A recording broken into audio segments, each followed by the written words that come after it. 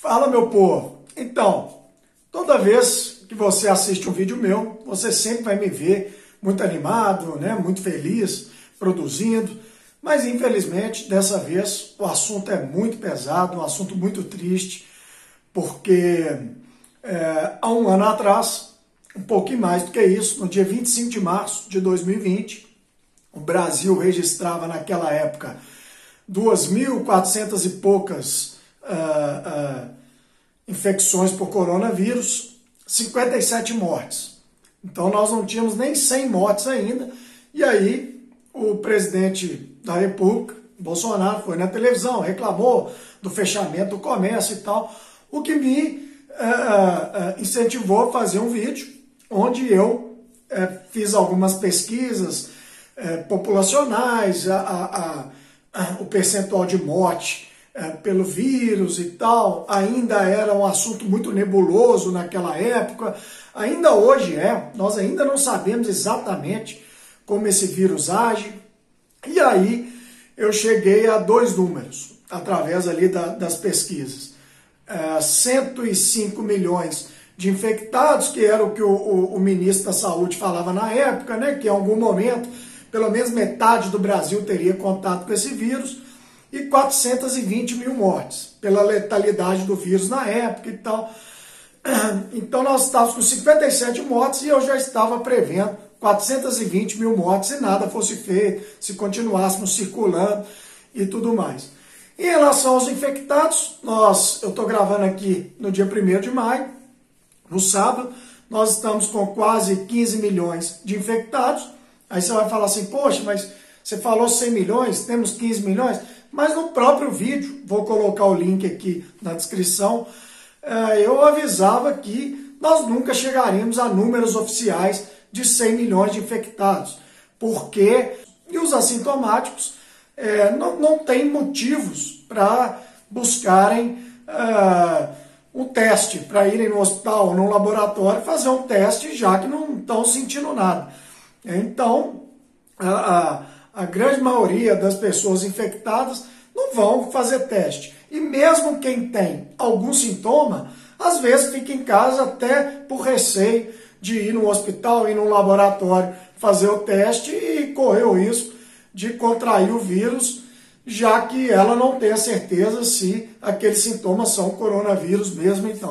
Então, como os assintomáticos não buscam o teste, e muitos dos que têm algum sintoma também não, e o Brasil testa muito pouco e tal, obviamente nós vivemos uma subnotificação enorme. Então nós temos 15 milhões de testes positivos, e qual seria o número oficial? Ninguém sabe, né? Ninguém sabe qual é o número real, né? Melhor dizendo, nós não sabemos quantos brasileiros se infectaram com coronavírus, né? Existem especialistas que dizem que esse número é 3, 4, 5 vezes maior do que o número divulgado através dos testes. Mas enfim, em termos de morte, infelizmente, estamos batendo hoje 404 mil mortes. No vídeo há um ano e um mês atrás, eu falei em 420 mil mortes, está aí registrado para todo mundo ver. E é um número assombroso, muito triste. Eu perdi um grande amigo nessa pandemia, na verdade 2.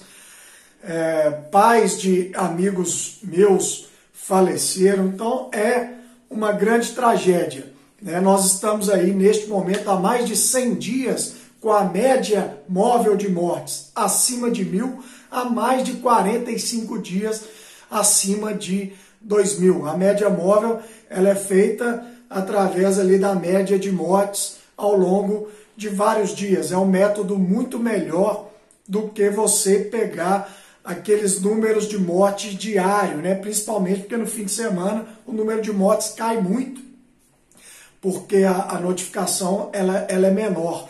Então, quando você pega a média dos últimos dias, você tem uma noção muito mais real do que realmente está acontecendo. Então, nós tivemos aí um março, que foi o segundo mês mais letal, com 66.868 mortes, e um abril assombroso, com 82.401 mortes. Foram os 2 meses mais letais de todo a pandemia aqui no Brasil. O mundo já ultrapassou 3 milhões de mortes, com os Estados Unidos ali liderando 576 mil e o Brasil em números absolutos na segunda colocação com 404 mil. Então, há 1 ano e 1 mês atrás, eu alertava pela letalidade do vírus, que muitas mortes aconteceriam se nada fosse feito. E muito pouco foi feito de lá até aqui. Por isso que os números estão batendo aí, né, estão muito próximos das 420 mil mortes que eu contabilizei ali de acordo com o que imaginávamos naquela época. E o número 404 mil mortes, gente, é tão assustador que ele é 8 vezes maior do que as mortes no Brasil por homicídios, que são 50 mil por ano. Então o Brasil sempre foi um país muito violento, né? Os homicídios no Brasil sempre chamaram a atenção do mundo todo, e as mortes por coronavírus até aqui são 8 vezes maior do que o número de homicídios aqui no Brasil por ano. 13 vezes maior do que o número de mortes no Brasil por acidentes de trânsito, que são 30 mil anuais, também um número assustador. Então nós estamos batendo recordes, né, atrás de recordes, é como se ocorressem 1.481 acidentes de Brumadinho, né? Então, realmente é muito triste o que estamos vivendo agora. E muita gente tenta contemporizar, né, porque o Brasil é o segundo no mundo em mortes. Ah, mas a população brasileira é muito grande. Pois é, né? Então, em termos de morte por 1.000 habitantes, nós somos o 13º pior país do mundo. Em 200 países, só tem 12 com um número de mortes maior do que o nosso em termos relativos. Então, para não ter discussão, né, para não ter, mas a população do Brasil é muito grande, isso e aquilo, né, nós estamos entre os 13 piores do mundo. Em termos de vacina, também é uma discussão muito grande. O Brasil já vacinou muito, somos o 5º do mundo em vacina, em números brutos, o 57º em termos de dose por 100 habitantes. Então, tem 56 países melhores do que o Brasil em termos de vacinação. E vamos ser sinceros, né? Nós já vacinamos aí pelo menos com uma dose 31 milhões de brasileiros, algo próximo aí a 15% da nossa população.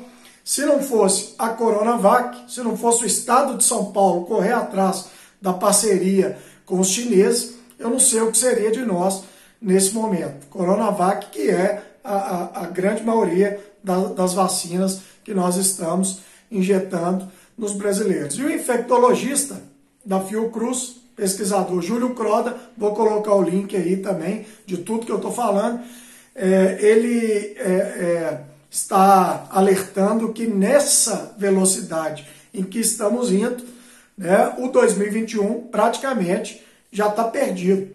Vai ser um ano com muitas mortes, pelo menos até agosto, e nós vamos sair da pandemia de uma forma geral somente em 2022, onde nós vamos ter realmente um alívio de mortes.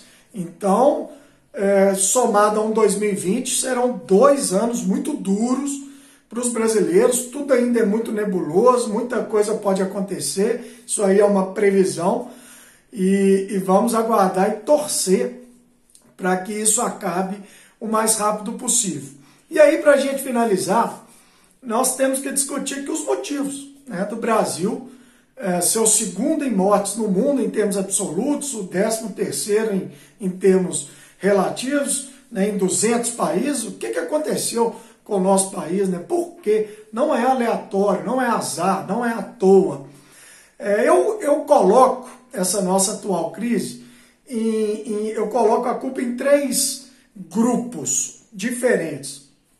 Primeiro culpado é o próprio vírus, é uma doença realmente mortal, principalmente com essas atuais mutações. Então essa segunda onda, ela foi provocada por uma mutação do vírus, que ao que tudo indica não pelo menos o que se sabe até aqui, ela não é exatamente mais mortal, mas como ela essa mutação é mais infecciosa, ela espalha mais rápido, ela tem uma facilidade maior de entrar no corpo humano. Evidentemente, né, com um número maior de infectados, teremos também um número maior de mortes.